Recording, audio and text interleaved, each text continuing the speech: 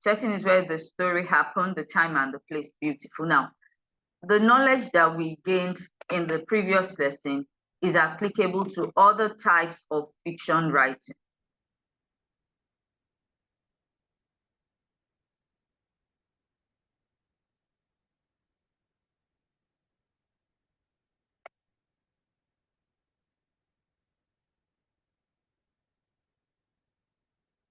Just a minute.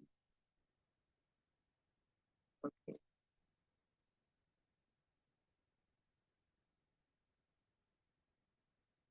So today we're taking a look at historical fiction. And what's historical fiction? You will get the slides after the lesson, but as much as possible, ensure that you take your own notes. That would help you. Historical fiction is a genre where the story is set in a particular historical period. Okay? It's always set in a particular time of history, but it may not be a true story. That's why it's called fiction. Even when it is based on real events, a real place, and real characters, there will be elements of fiction in the narrative. In other words, the writer has added his own juice, either to make it more interesting or to explain parts that he was not privy to, and so he used his own imagination. Okay? But it's very important that you understand that historical fiction must be based on a real time in history, and usually on a real place as well. Now, the characters might be entirely fictional, or they might be based on real characters, or some of them might be real characters and some other characters might be fictional. And then the story will be woven together in such a way that it becomes interesting or sensational enough for you to want to read.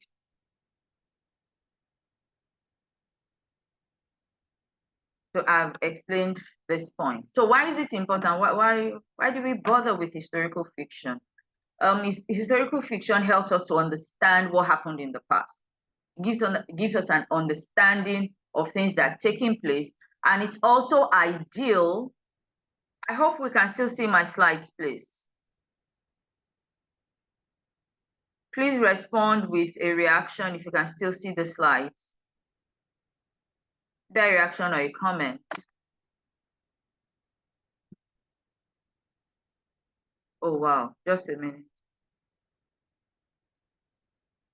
Okay, someone is saying yes. Okay, so the person saying no, please check either your network or something.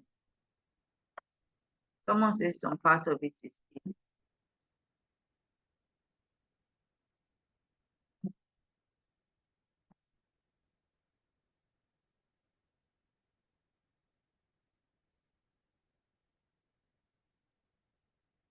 Is this better? Let me go on. I have shared again, so if you still can't see part of it, I really don't know why. Okay, thank you. So it helps us to understand what happened in the past. It creates a bridge to the past. For instance, personally, I like epics and historical movies, okay? That must be the screen because it's supposed to be elsewhere. All right. So as I was saying, I like epics, I like historical. And so because I like reading such books and watching such movies, it's given me a lot of understanding of centuries past, places where I haven't been. For instance, when we watch movies that have to do maybe ancient Greece rather, old medieval UK, wasn't UK, the Angles, or some parts of Africa, like East Africa. The way I will be talking about them, or yes, ancient Egypt as well. You know, now those civilizations that would normally teach in English, especially when it was just the ENC and we do not have Cambridge, edX, and all those things. You know, when we watch those movies, I will be talking about the characters, saying some of the things that happened or that they did. And my husband will be like, where did you learn all this? I said, oh, I read them. I'm an English teacher, because apart from just teaching ancient Egypt or ancient Greece, any of the ancient civilizations, I would read further. I would do further research. I wasn't there at those times, but I could say the story.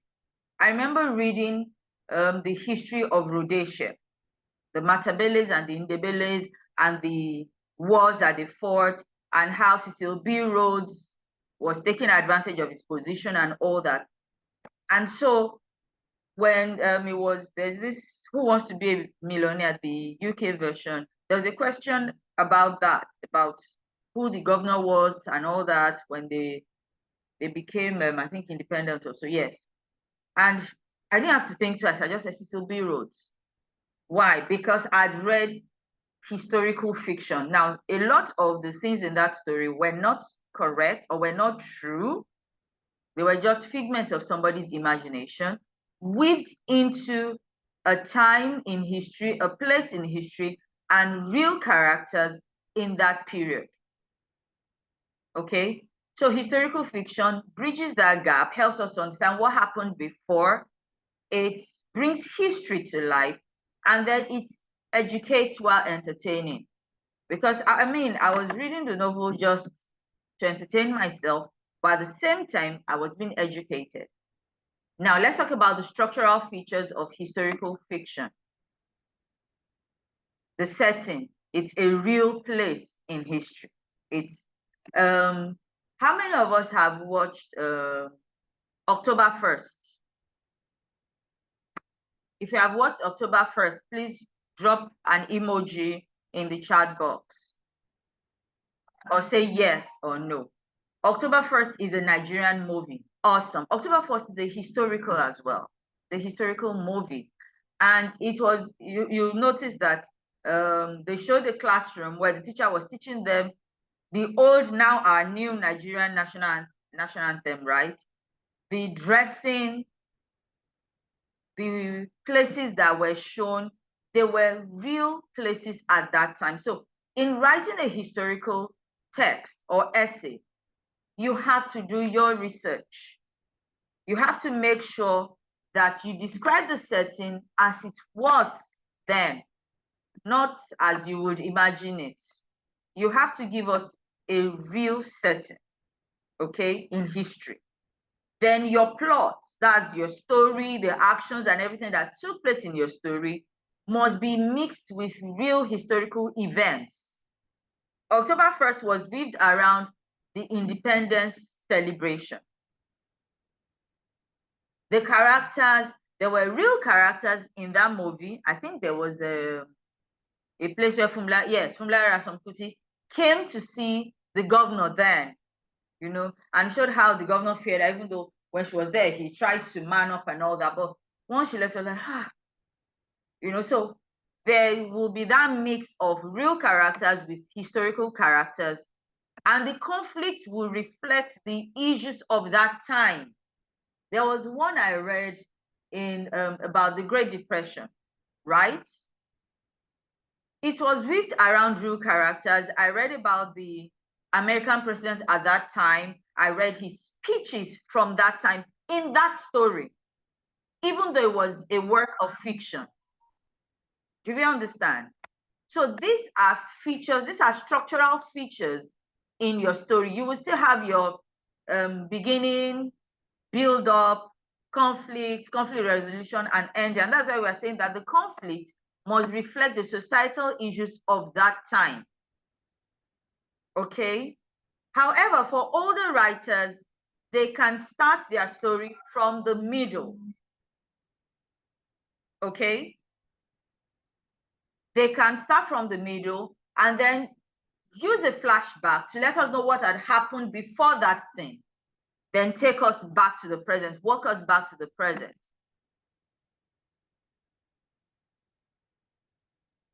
Still under the historical, the structural features, pardon me. So the setting, you have to describe that historical period in detail. So if you're going to write historical fiction, when I'm saying if you are going to write, please remember that it's also how you're going to teach your children that when they would write historical fiction, so you must give them time to research, either using the library or the internet. Now, when our teach year 6 pupils this, we would have the lesson in the ICT room. You don't have to be boxed in one classroom while teaching. You can go outdoors to teach. You can decide to decorate your space for that lesson to reflect that period. But when I did this, most times we would have a lesson in the classroom until after COVID, when the school allowed children to bring in systems, because we then went hybrid and used flipped classrooms. So by then, when children had their laptops, I just knew that for that day, we will need to do some research. So either I was ready to give them my internet for that lesson, because the school wouldn't give if you are not using the ICT room systems there, or I will tell them, oh, so we'll do an intro, and then I'll tell them to research on top. The intro, we'll do the initial teaching, talk about the structural features, the language features. Then I would give them tasks. You are writing about this, you're writing about this. Then they would go home to do their research. So I can introduce that's do pre-class introduction or pre-lesson introduction the Friday before or the Thursday before, depending on when we have a last class, so that they can have the weekend to do their research. Then we come back the following week, they share their findings, come up with their plan, and then do their writing. You can make it homework to do the actual writing, but I always advise that you at least review their plans before they write. Okay, but don't make all the story writing homework as much as possible. But if it's the ICT room, so we introduce the lesson, we talk about the structural features and all that, and then when it's time for their task, they have a time for research. So that kind of lesson will be a double period, right? So that at least we will end with their plan. Then either as homework or in the next lesson, they will turn that plan into their story. Okay, so back to what I was saying about the setting. Describe the historical period in detail. That's why you need to research. What were the buildings like? You can see the one in my slide here. This is the only place where you will see this at this period in time will be a place like Venice in Italy. Okay, and maybe some parts of Rome. But you're not likely to go around and every house looks like this, right? So you have to describe the historical period in detail. So what do the houses look like? What did the people wear?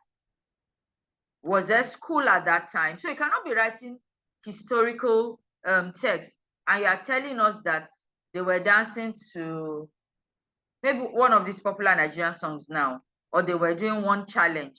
That cannot feature in a historical text. As much as possible, be accurate with the historical context.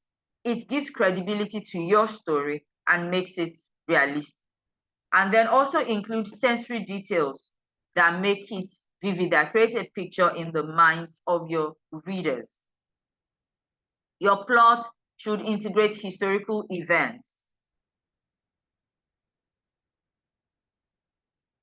Yes, you can give them, you give them a model text.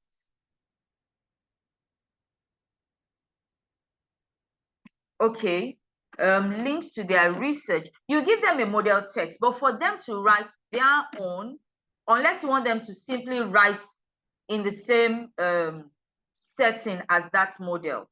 Do you understand? I'm doing it again. I'm not going to look at the questions again. So integrate the historical events. We have 1960. Another, can somebody share in the comment one other historical that trended recently? It was released recently and trended. Another historical movie in Nigeria. Please drop that in the comment section. Okay. And then you must create a compelling story arc. That's your story mountain, your 5-box story structure, one that keeps us glued and reading till the end. Beautiful. Funmilayo Ransom Kuti. And they tried to be as true to the historical context as possible. Your timeline must also be accurate. You cannot write Funmilayo Ransom Kuti and say that she was driving a Venza. That's not possible. You cannot write about Funmilayo Ransom Kuti and talk about ShopRite. ShopRite was not in existence at that time. So your context and timeline must be accurate to the time in history you are reflecting. Your characters will be complex but believable. So you must have that balance between the fictional character and the historical. Don't have a historical character that is believable, and then your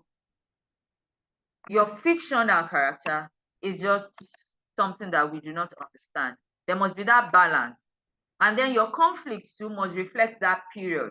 The social issues that they had, like what we see in Funmilayo Ransom Kuti, and a bit of what we saw in 1960. Then there was, I think, 1967. There was another 1966 where they talked about what's that one now? The first coup, I think. The coup in 1966. Anyway, there was another movie like that.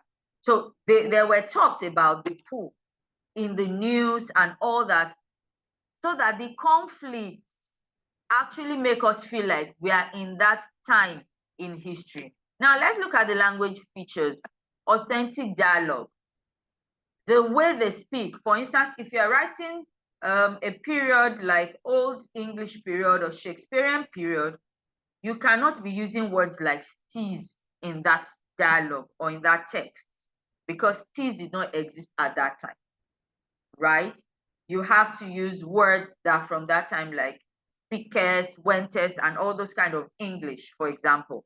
That's the context. Then you must describe the settings and character in such a way that they come to life for us. We see them. Use terms and expressions from that period. So for you to write, what do? Research thoroughly. Do your research. Come up, yes, the 1967 military coup. Do your research, come up with a context that fits into it. Make sure that as much as possible, you stay true to the setting. You know, I keep saying this, you stay true to that period. I'm uploading a model text for us already. It's called Twist of Gold. And download it quickly, because you're going into your Zoom rooms in a short while. Okay, you go into your Zoom rooms and then you will analyze that text. Find the structural features, find the historical features, and then tell us, use your 5-box structure to tell us what happened at the beginning, the build-up, the middle, resolution, and the ending. Once you have downloaded, please drop a message, gotten or received.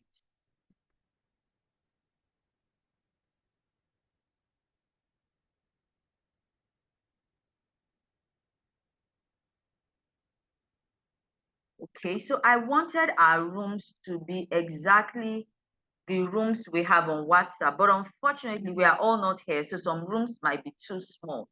So what I'm going to do instead is to just assign us randomly. Beautiful. I see that we have downloaded now. So we are 47 on the call. We have 8 rooms. So we'll have 5 to 6 of us in the room. Your task again, let me put it up. Number 1, identify features of structure and language.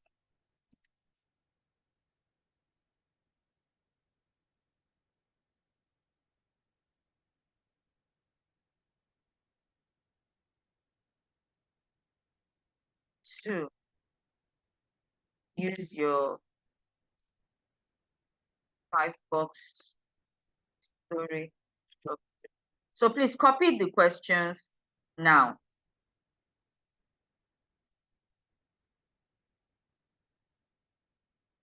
because right after now, you are going into your breakout rooms. Are we ready, please?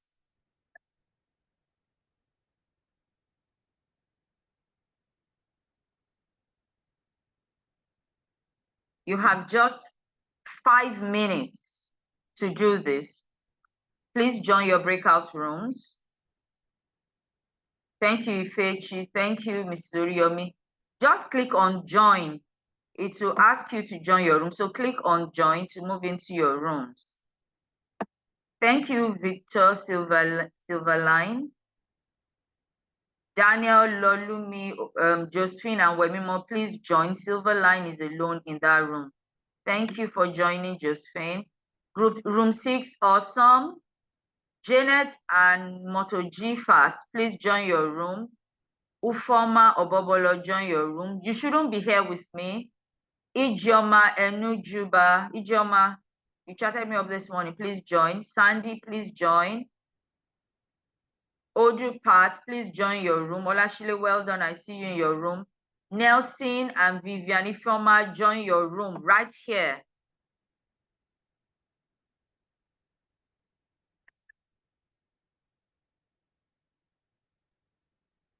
It's right here on Zoom. Please check.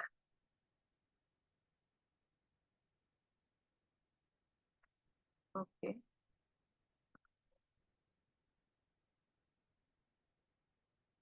You will see the notification to join is on the screen there.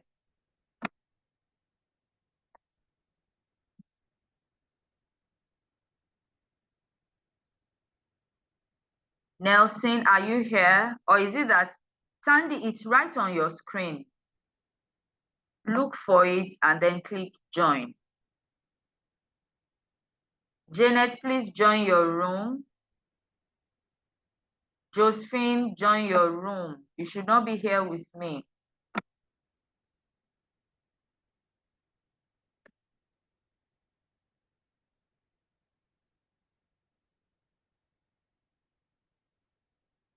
Stella, join your room. Mrs. Obiora, please join your room. Odu Parts, please join your room. Look on your screen, you will see the, okay. There's no link to download. It's right here on Zoom.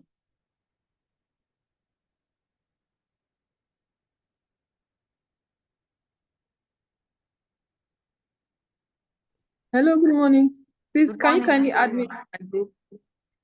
Okay. It's logged What out. group were you before? Group 2. Okay. Okay, so I'm not the only one who had that experience. No, some other people did not click. Janet.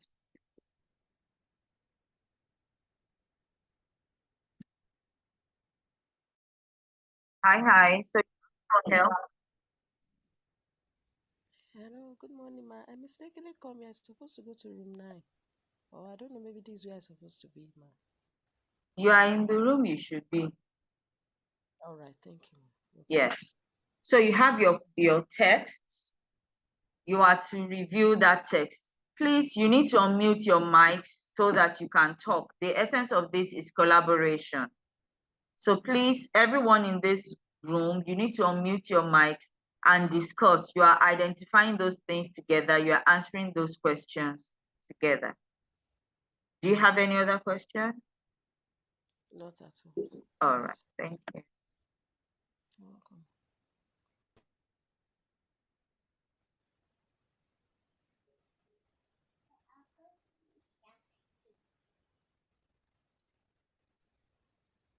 Okay, so we have 5 minutes. Can we unmute our mics and start working, please?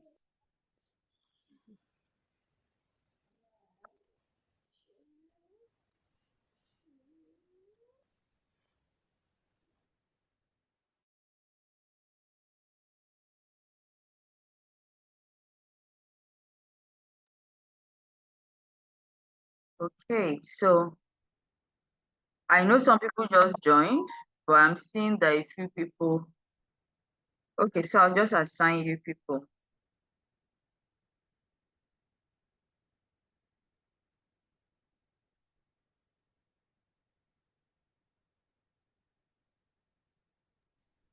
Good morning, ma. Please, Good I'm morning. waiting for the link to download the story. It's in the Zoom chat here. Check your Zoom I chat. was logged out. I can't access it anymore. I was logged out. Okay. I'll drop it again. I didn't know that's what you Okay. meant. I've assigned us to rooms. Please join your rooms now. I'll broadcast the text.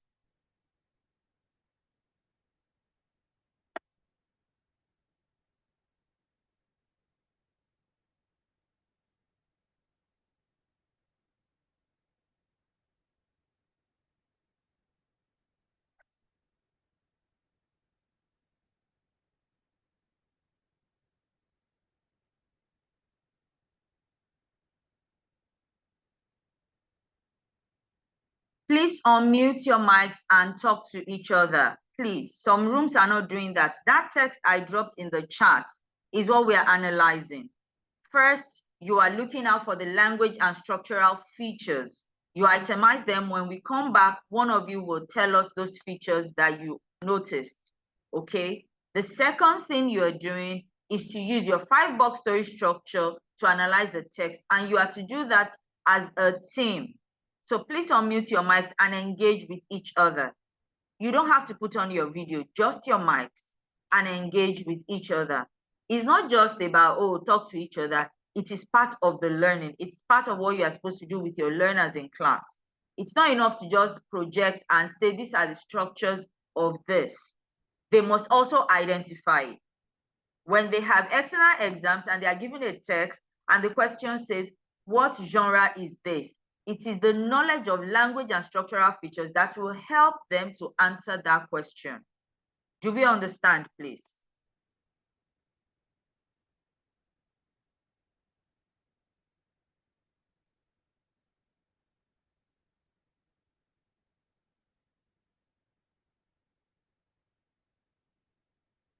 So those of you that are with me in this room, I don't understand. Why are you here? Someone is asking, how do I go back there? What room were you?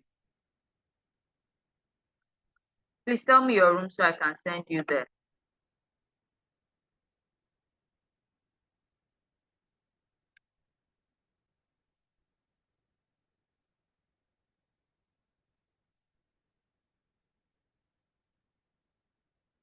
Pat, you've been assigned to a room twice now. You need to be looking on the screen when the joining message comes up. Let me look for Good morning, ma'am. Good morning, I was in room 4, but network threw me out. I can't get back in. I just sent you there again. So Pat, I need to look for you because you are in a room. Pat, you're supposed to be in room 3. I'm sending, unfortunately, it's not allowing me to send you to room 3 again. So I'm sending you to another room. Please click now. Daniel, I assigned you to a room. You shouldn't be here. Sorry, ma. It's Irene again. Can you send me the link again for the breakout? It appears on your screen once I assign you there. I mistakenly tapped my screen, so it left. Oh dear. Okay. The room is asking for my help. Okay. Irene.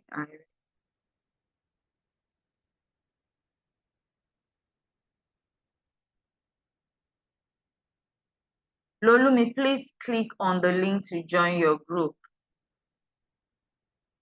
Priscilla, what group are you supposed to be, please? We have made this session take longer than it should. Daniel, you belong to room 5. Please check here on Zoom. Click on the link to join your breakout room.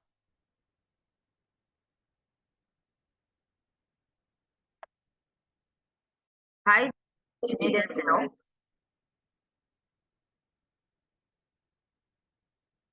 Janet, your hand is up that you need help. Could you share with me what the issue is?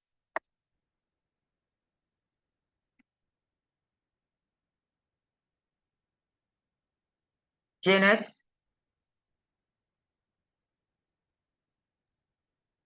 Hello, Miss Good morning, ma'am. Alaba. It's been sorted. It's been sorted. I've seen the story extract. Thank you. Okay. Oh, all right. You're welcome. I can't find mine. I don't know where. Check the comments, Wemimo. In the chat, that's where I dropped the text.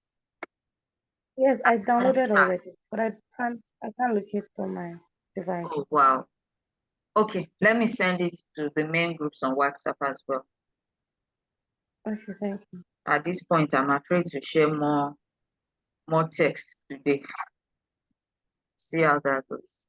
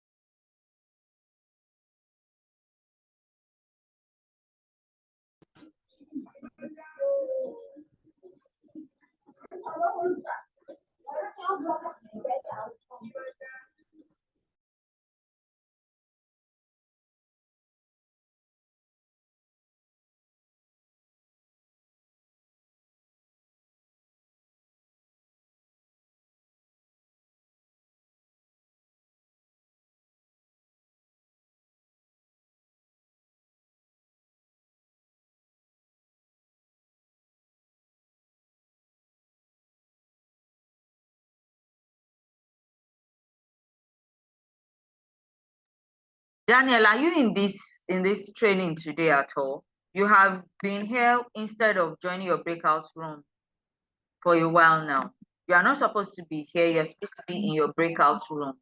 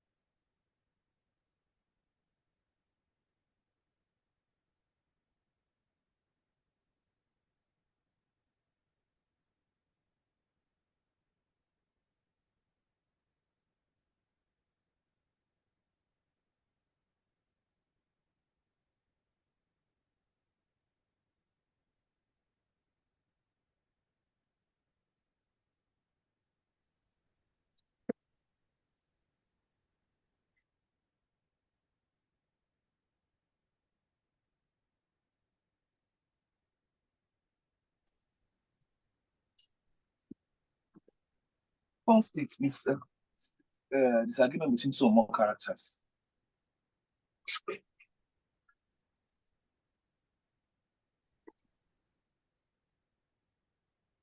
Welcome back, everyone.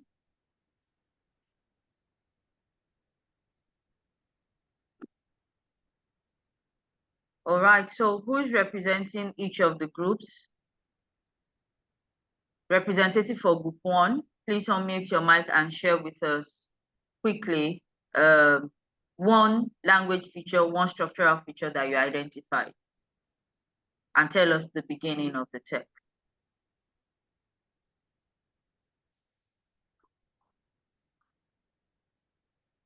Did we forget to appoint a representative? Okay. Please go ahead.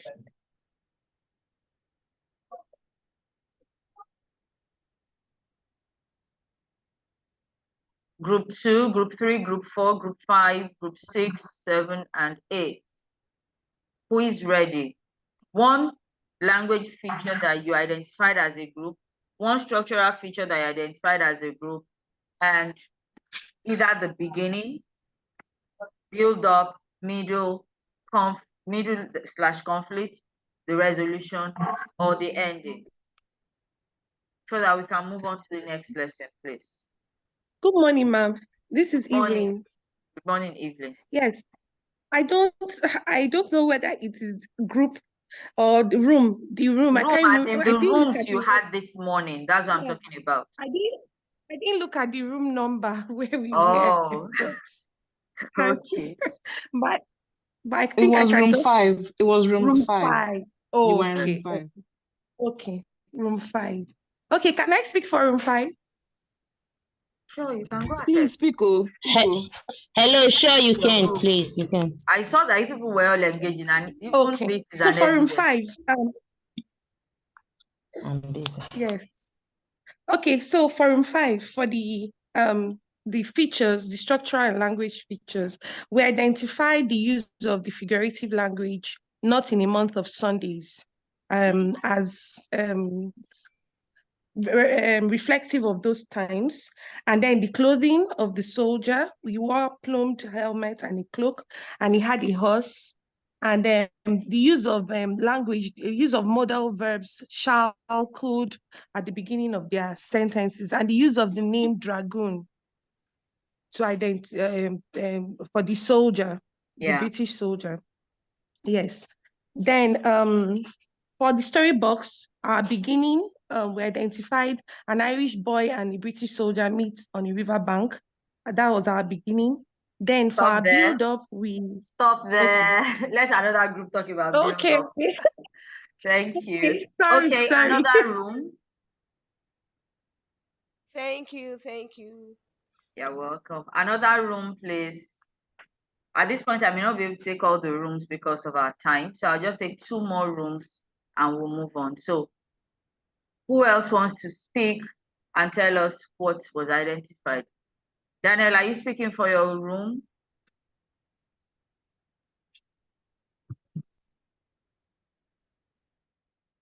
Group 5, someone has spoken for us. Oh, you were in 5 as well. Okay. Yes. Room 5, I like your energy. Evelyn, your people are clapping for you in the comments. Beautiful.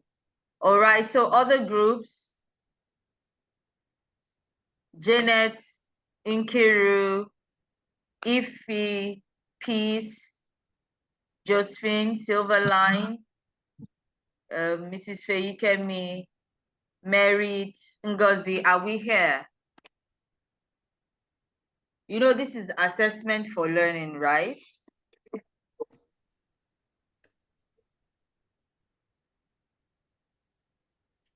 Hello, good morning, ma'am. Good Hello? morning. Yeah, Yes, good morning, Ms. Olababs. So this is Go ahead, Janet speaking. Well, for group 7, we had a bit of challenge initially. We weren't able to come up with something, but looking at the extract, fine. The first speaker even had spoken about the language features, and I agree with her actually. And we can see that the extract is like would I call it a story from another culture, saying that it was the event happened in Irish land. So that's just all I could, because I joined late. We're having some technical issues. Okay, Yeah. thank you. Okay, so was there anyone in Janet's room who wants to then tell us the build-up of the story?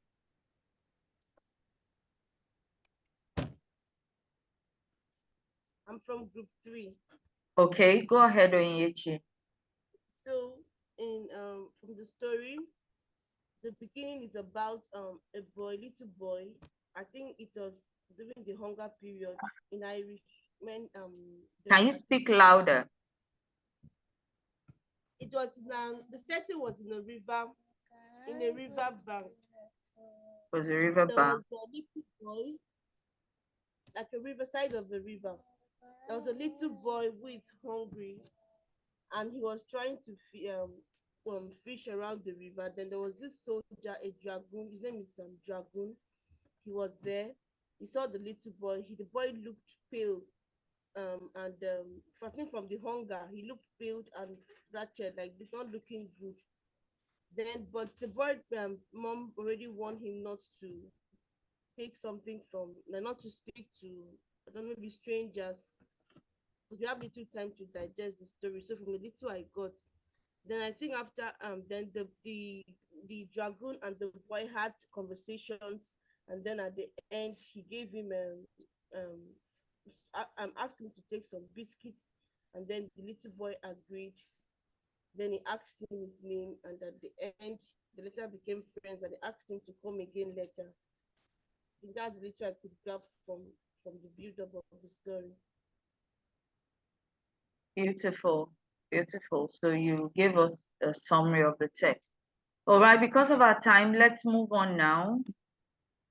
Ma'am, can I speak for my group? Yes, please, you may. Please go Okay, ahead. for my group, I don't know the room, but I had Sandra, Ijoma, Ogo, and one other person That there. was room 4. Miss Nancy, room 4. Room 4. Beautiful. Room 4. Room 4, yes. We were not able Yes. to get the story on time, but at the time we got, few minutes before the time was up, we were able to identify the language structure. We noticed that the story actually used the right vocabulary to tell what happened at that time. The writer used exact vocabulary to reflect the time of the story. That's for the language, ma'am. That's just the bit we're able to get. Thank you. That's beautiful. So in the chat box, can someone tell us the setting of the story? Now, when I'm asking for setting here, because it's historical fiction, I expect you to tell me the time in history that the story is set. The time in history. It is. Okay. Yes, please go on. It is set 150 years ago, and in physical setting, that's Ireland. Ireland, beautiful. Around there was something that happened in that beautiful, the potato famine. That's what I wanted us to say. The potato famine of 1847. That's where it's set. So it's set in that period, in that time, and of course, it's at a riverbank. What time of day was it? Morning, afternoon, evening? Did anybody take note of that? Let me do what I do with my students here. Evening. Please give me evidence from the text to support your answer. Okay.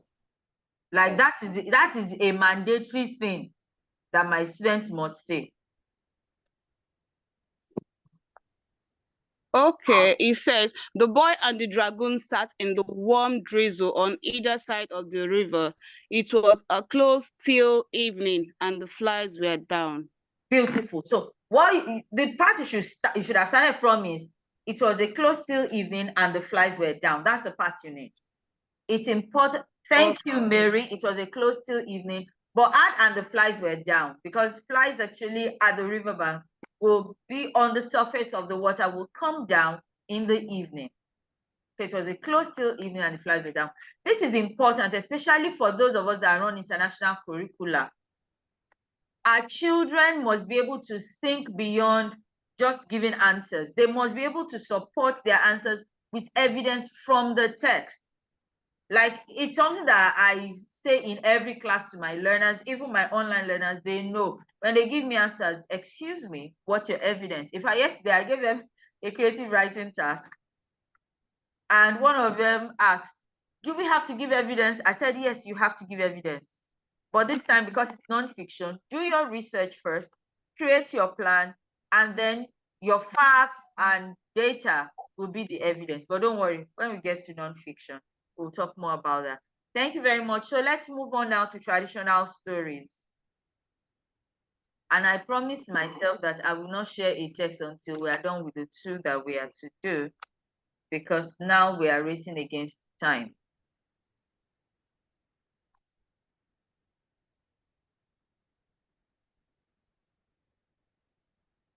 So traditional stories. Traditional stories were originally passed down orally. You know, we had these people called griots. They would travel from place to place. And one of the things they did was to share stories about their culture. It was a way of keeping history alive in those days, okay? But you see, they also use these stories to teach their children lessons. How many of us can say, oh, when we're growing up, someone told us the story of tortoise? You had someone who told you that story. I didn't say that you read in a book. Someone who would tell you the story of tortoise. Please indicate in the comment section, oh, yes, I did. Yes, I had someone and all that. Beautiful. Your grandma. Now, I'm not sure my grandma told us stories about tortoise, that's the truth. But she told us other stories. And you know, it was my cousin who told us the tortoise stories a lot, and we loved the stories. But the point is that those stories were used, beautiful, Janet. Those stories were used, one, to pass down cultures, two, to share beliefs and values of the society. They were also used to teach lessons, okay? Some of those lessons were just beliefs and were not factual. They were not true, but some were, all right? And so traditional stories were originally passed down that way. They include myths, legends, folk tales, fables, and all that. This was so that the history of the people, their beliefs, their values, their cultures, and the lessons that made them who they were as a people were not lost as older generations passed on. Okay? Now, griots were like the story keepers for some of those cultures. Of course, they were also used to teach. In fact, the tortoise stories were mainly used to teach moral lessons about right and wrong, good and evil, the importance of virtue, the importance of being sincere, of telling the truth, of not being greedy, and so on. Okay, so let's look at the structural features now of traditional stories. Jennifer, looks like you're about to annotate on the screen. Please don't. You will get the slides after now, at least later today. May not be this morning, but you will get it today. All right. So the setting is usually in a distant or undefined place. What do I mean? They may not say, oh, it was in Abuja or it was in Lokoja. Sometimes they might say that. That's why we have the word often there. Sometimes it could be a magical place or a mythical place, but a common one was long, long ago in a distant land, in a faraway land. Or sometimes you could hear in the animal kingdom, that's a fable right there. Okay. The plot is usually simple and straightforward, no complications, no multi-plots or subplots like we tend to have in longer stories or novels, okay? There's a conflict, there's a clear conflict, there's a clear resolution. This is the problem For instance, there's this story of the tortoise when the animals decided that they did not need older animals, that they didn't need their elderly relatives, and so it was best to do away with them. So they held a meeting, the younger ones, and agreed to dispose of their parents.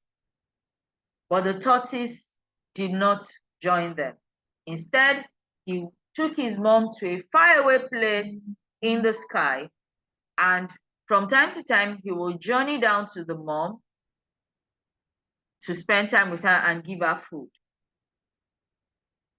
That was the build-up. Then the conflict, there was a famine, and they were all going to starve to death. It was Tortoise's mother who gave him the wisdom to resolve the problem.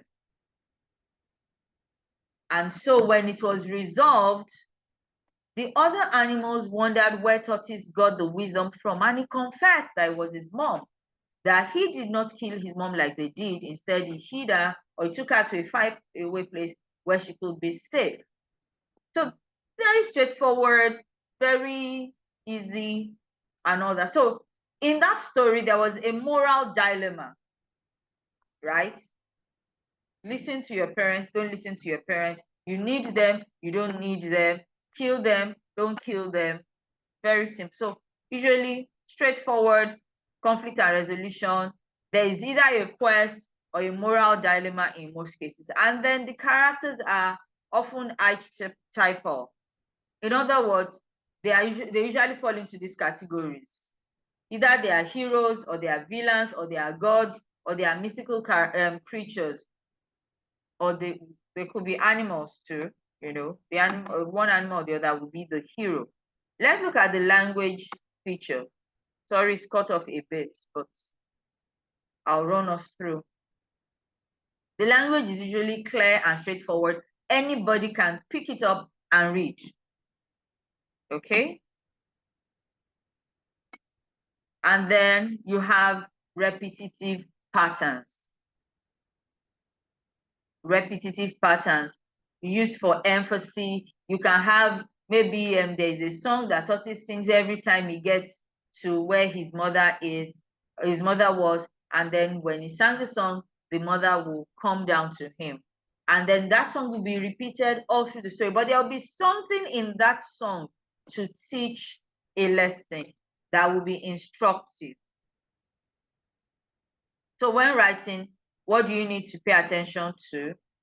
Keep your plot straightforward and simple, easy to follow. Have these themes: good versus evil, strong versus weak, bold versus timid, wicked versus nice. Those are the common themes. So you have that, and then they must be able to relate to the characters. Okay. Now, I wanted to talk about this quickly because there is this tendency to think that traditional stories and historical stories are the same. They are not the same. For traditional stories, they are timeless. In fact, traditional stories often fall in the group of what we call classic fiction, meaning that they are stories that have been enjoyed for thousands of years or for many years by different generations of people. If you ask your parents, they too would know the story of tortoise. Their grandparents too will know the stories that have to do with the tortoise. I'm trying to remember one now. Okay, and in some cultures, for instance, tortoise was Anansi. So whether it's here in Nigeria or in Ghana or in many other countries, you would always have stories that have to do with the tortoise, right? Those stories are examples of traditional stories. They are timeless and they have universal themes. They have been passed on and on and on. But historical fiction is set in a specific historical period, okay? And it can have many subplots, unlike this one that does not have more than one simple plot to follow. Is that clear? And so when you're writing, you can also use, now I want to quickly talk about flashback. So you can use flashback in historical stories. We hardly would need it in traditional stories, but because we are doing the two together, I just added this to the slide, okay? But then it's also possible to use this if you start your story. Traditional stories usually have a simple plot, but in the case where you start maybe from when the animals were having issues, for instance, you can just share a little flashback. But this is more for historical fiction, okay? So you can start your historical fiction, for instance, maybe in the present. There is one that I read, I'm trying to remember the title now, where the writer was talking about the queen's the procession, the queen's procession when she became queen. And then the writer or the narrator in that story was not a young lady. So her mind now traveled back to when the queen's mother, at least in that story anyway, to when the queen's mother became queen as well. And then she was remembering where she stood in the crowd at that time, what she wore, how young she looked. And of course, that using that, we now read what happened to her between the time of the queen's mother ascending the throne, her death, and then the daughter ascending the throne. That's an example of flashback. So what it does is to reveal an important backstory. One, it can also explain the character's motivation or behavior, giving depth to the story. And that was what that story I did, that was what it actually, I told you, that's what happened there. It helped us to understand why that particular character chose to stand where she stood, and she was there with her own daughter. It helped us to understand why she stood where she stood, why she was with her daughter, why she wore the clothes that she wore. Okay, so how to write flashbacks? There could be a trigger event, for instance. The next slide, we'll see an example. A trigger event, like maybe a familiar smell. In this story I just mentioned, now it was the location that was the event that triggered the flashback. And there must be a clear distinction that shows the flashback from the main timeline. In that story I narrated, one of the clear distinctions was the change in language, okay? And then that part was written in italics. So there will be a change in tense and in italics. So examples of flashbacks.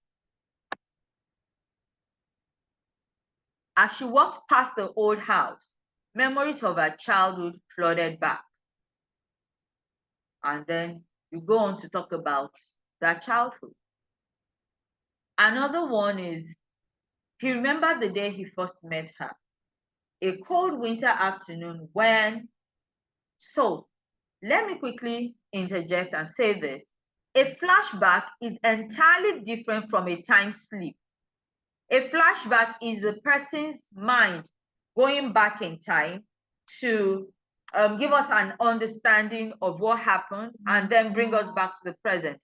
A time slip is the character, him or herself, going back in time. With a time slip, what can bring the time slip will be touching something, stepping on something, bumping into something, okay? But our focus is on the flashback for today. A flashback can be a very powerful tool to make your story more interesting if you use them well. So it's important that you learn how to use them well. And it's just an element you can add to your story to make it more interesting. Don't use too much flashback. If you must use a flashback, I always advise just use it once in your story. You can take the story as far back as you want, but once you come back to the present, either you are ending the story or you are continuing. Don't come back to the present and then go back again. It can make it more confusing. Make sure that there are clear transitions in your text. Do we understand? Your text must be able to move to the back and back to the present very easily. All right. We are moving on to the last one, and then I'll take questions at the end. If you have questions, please type them somewhere on your phone or your system now. We'll move on to the next one in a minute. Please give me a minute.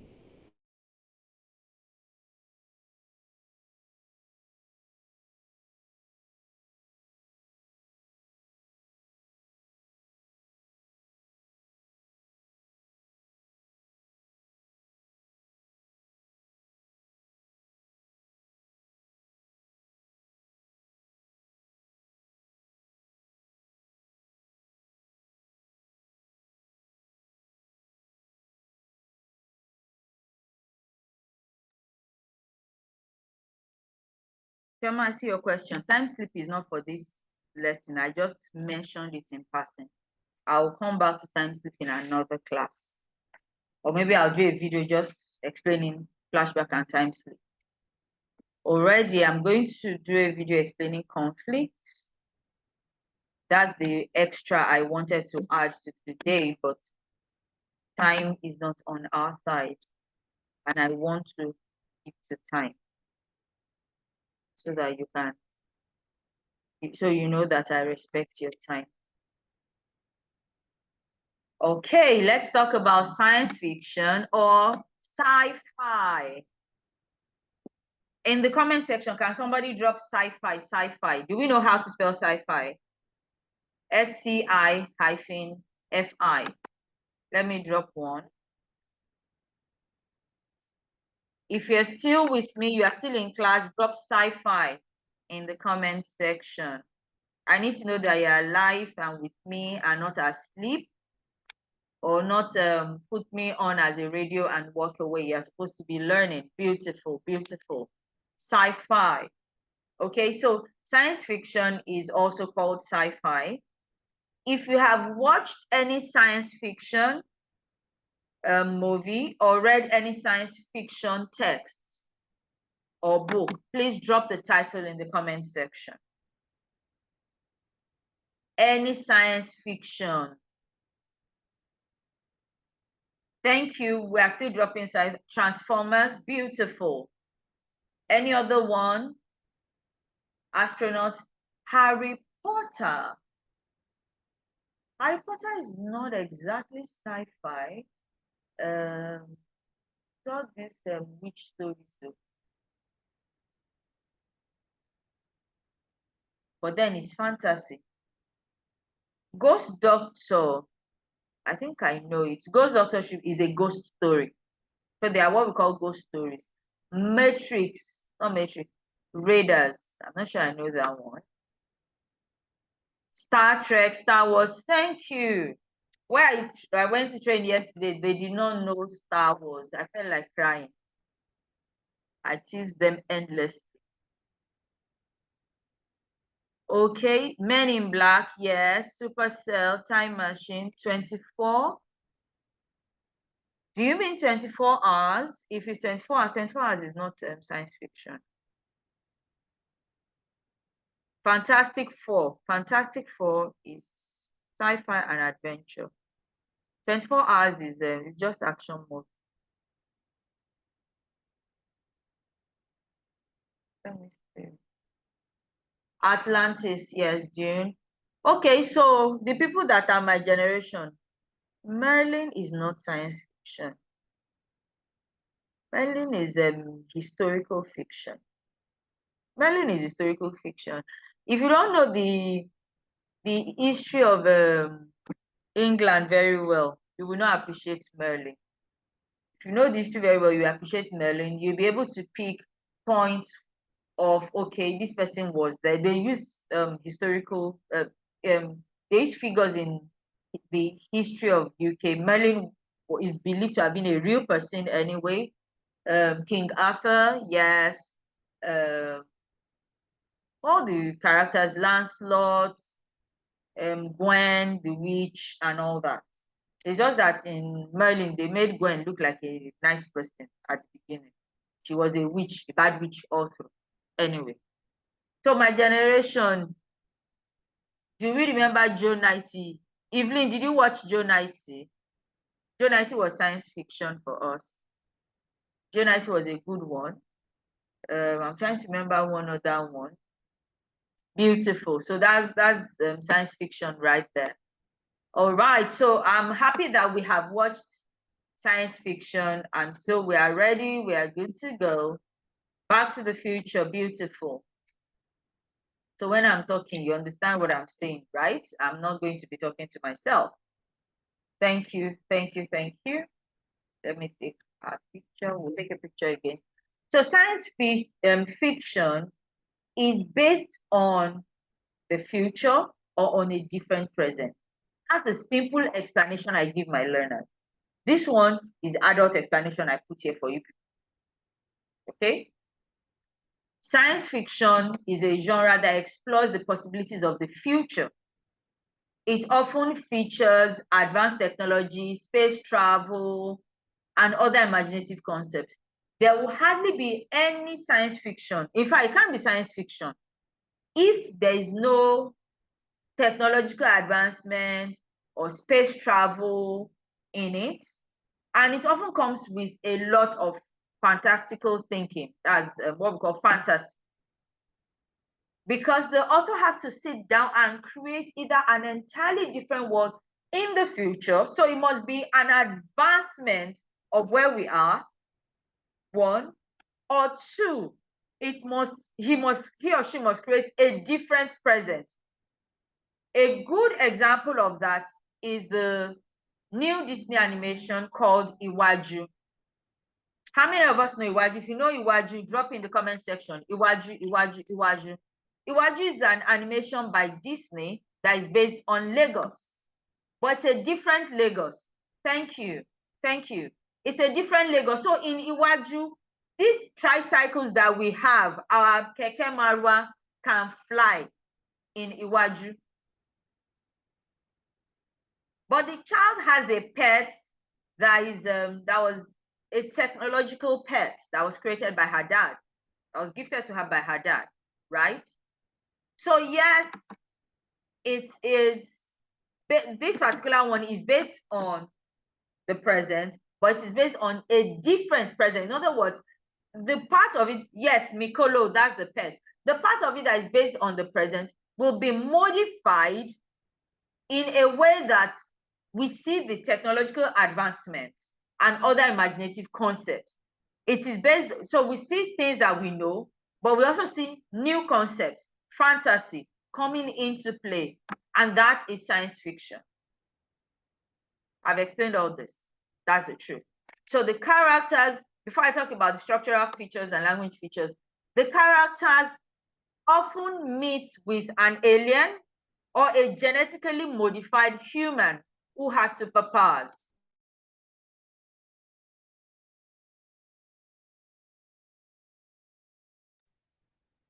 All right. So the characters would either they meet or they are all genetically modified. They could all be humans meeting with aliens, okay? So either they go to the alien world or the alien comes to their world or they meet somewhere, but there's always that evidence or what there's always that part where the characters are not all regular humans, right? Now let's talk about structural features, which I've already started doing. It's often set in the future, in outer space, or in a different version of the present. It often centers around scientific or technological advancements. That's what the plot will be. And you know, sometimes you can have sci-fi that tries to predict what will happen in our world at a particular time. For example, in 1964, George Orwell, the writer of Animal Farm, wrote a book titled 1984. And by 1984, many of the things he had predicted had happened in the world. In fact, if you read that book now, it look like what did he write? These are all normal things that happen. But at the time he wrote them, they were strange. They were alien ideas to the people living in the world at that time. The characters can include humans, aliens, robots, or advanced AI.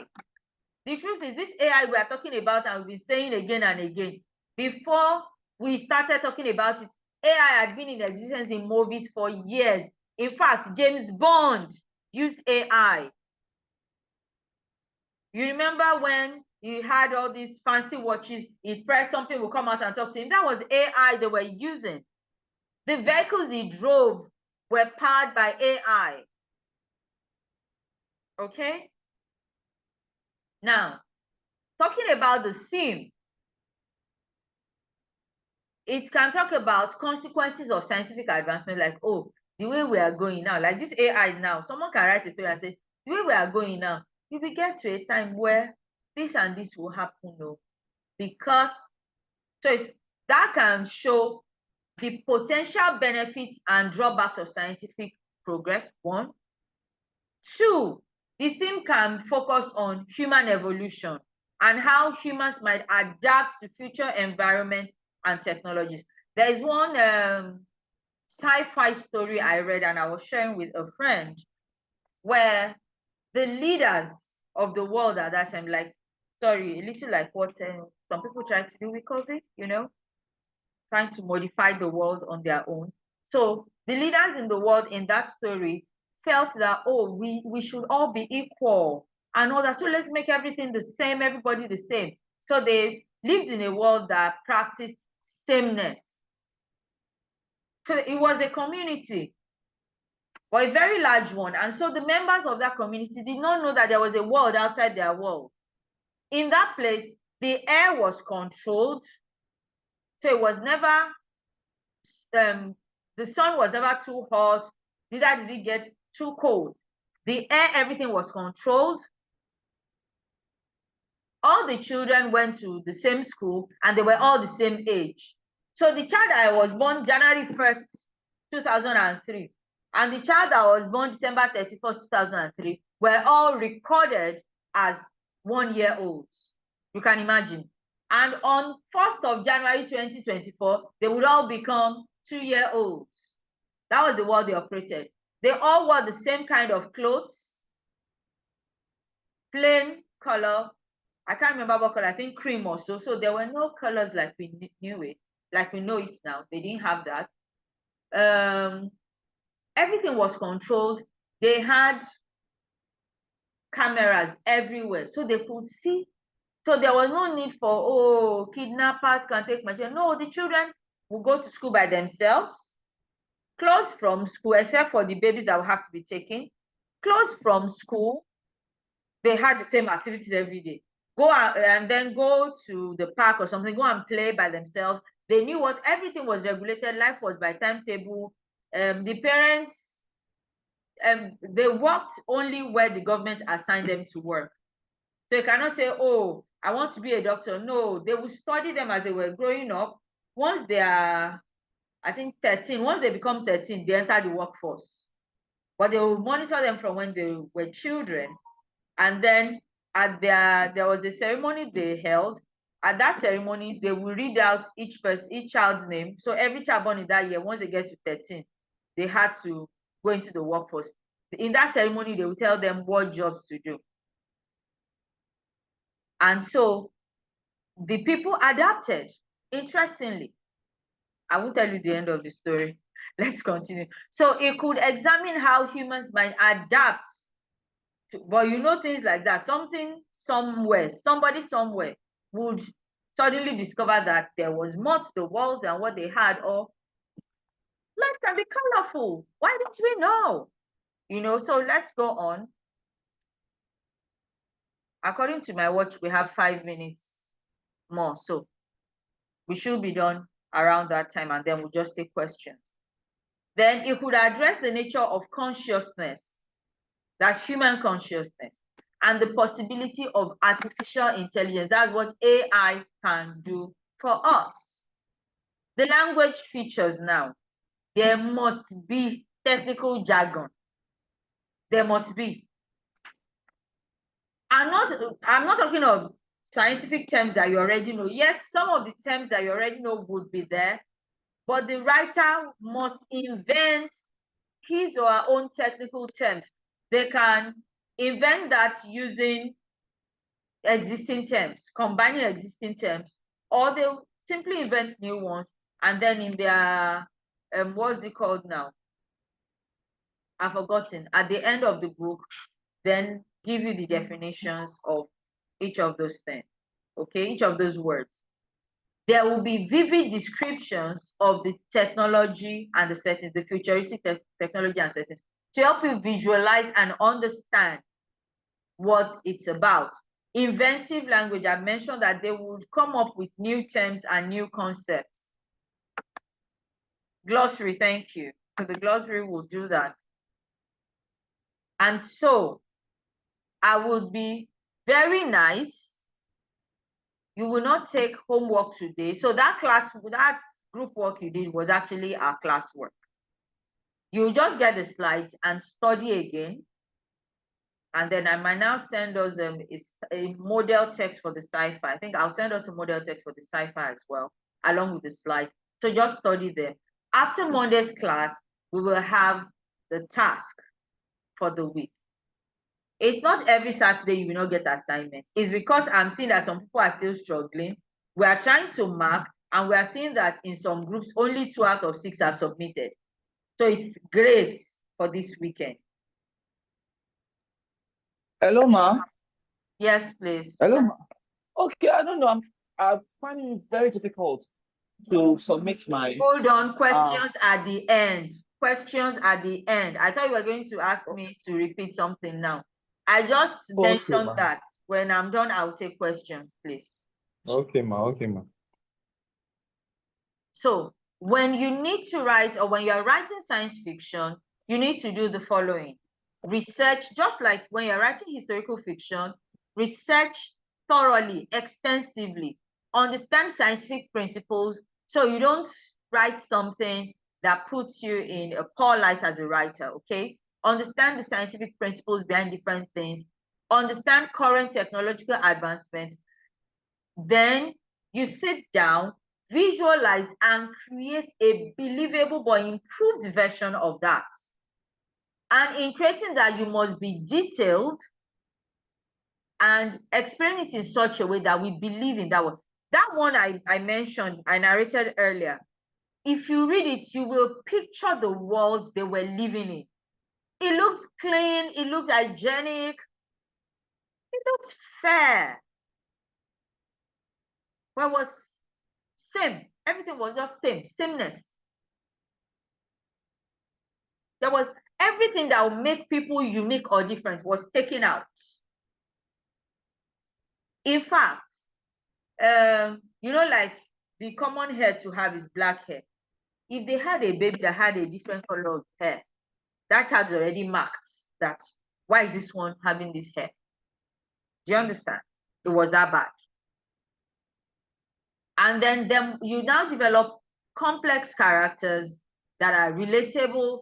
They face realistic challenges. Oh, I put flashback here as well. That was an error.